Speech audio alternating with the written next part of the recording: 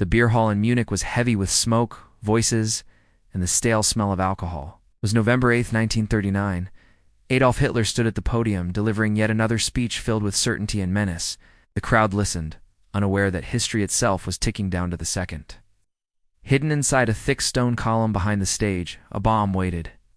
Georg Elsor, a quiet German carpenter and a fierce opponent of Nazism, had spent months planning this moment. He worked alone, carving out the column night after night, carefully placing explosives with a time fuse set to detonate at exactly 9:20 p.m. Elsar knew Hitler's schedule. He knew the Führer would be there. He believed fate had finally given Germany a chance to change its course. At 9:07 p.m., something unexpected happened. Hitler ended his speech early. 13 minutes later, the bomb exploded. The blast tore through the hall, collapsing the ceiling above the podium. 63 people were injured, 8 were killed. But Adolf Hitler was already gone. Elsar had failed. Over the next 6 years, nearly 40 assassination attempts would target Adolf Hitler. Some were bold, some were desperate, some came terrifyingly close.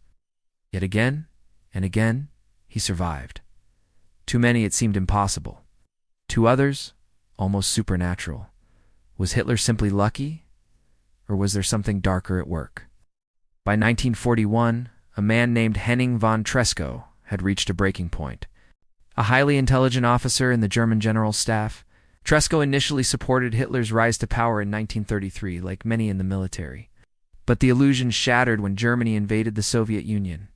Treschow saw the invasion for what it was, military madness. Worse still, he became aware of the mass murder of Jewish civilians taking place behind the front lines. For Treschow, this was no longer about politics or loyalty. It was about stopping a catastrophe. In the spring of 1943, he made his move. Treschow arranged for Hitler to visit Smolensk during a flight from Ukraine to East Prussia. The plan was simple, elegant, and deadly.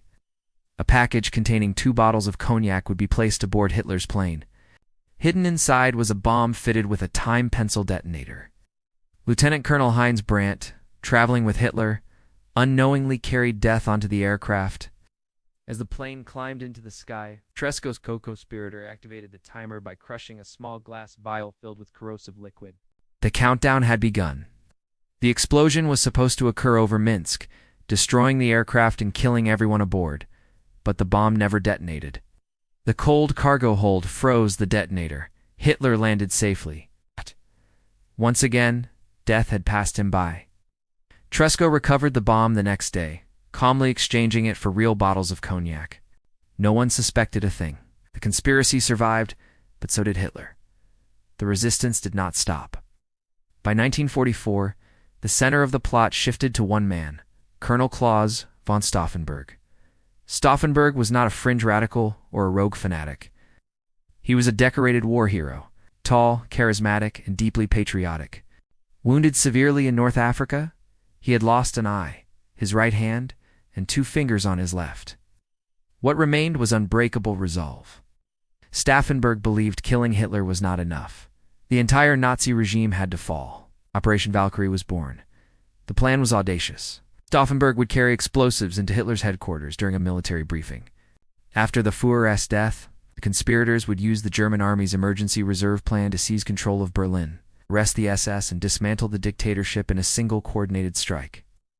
On the morning of July 20th, 1944, Stauffenberg flew from Berlin to Hitler's headquarters, the Wolf's Lair, deep in the forests of East Prussia. In his briefcase, 2 bombs. Time was against him.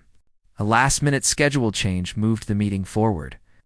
Stauffenberg and his aide were interrupted while arming the explosives. Only 1 bomb was activated. The second was left behind. At 12:42 p.m., Stauffenberg placed the briefcase near Hitler, just over a meter away. Then he left the room. Moments later, the explosion ripped through the conference barrack. From a distance, Stauffenberg saw smoke and debris rise into the air. He was certain Hitler was dead. He was wrong. The blast killed 4 men and injured nearly everyone else. But Hitler survived with relatively minor injuries. A heavy oak table leg had shielded him from the full force of the explosion. The coup collapsed within hours. Stauffenberg and his closest allies were executed that very night. Hundreds more were arrested and killed in the following weeks. It was the last serious attempt on Hitler's life. So why did they all fail? Contrary to the image he cultivated, Adolf Hitler was never reckless with his safety. He was surrounded by elite bodyguards. His movements were kept secret. Routes were constantly changed. Meetings were canceled without warning. Travel plans shifted at the last moment. He distrusted everyone. Food was tasted before he ate it. Locations were swept repeatedly. Even his closest allies were searched. Hitler believed unpredictability was survival. The only antidote is an unsteady life, he once said.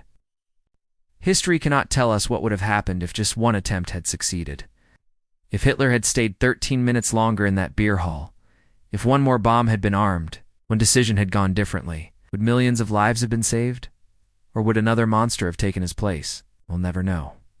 On April 30th, 1945, as Soviet forces closed in on Berlin, Adolf Hitler ended his own life in his underground bunker. Not by a bomb, not by a bullet from an assassin, but by his own hand.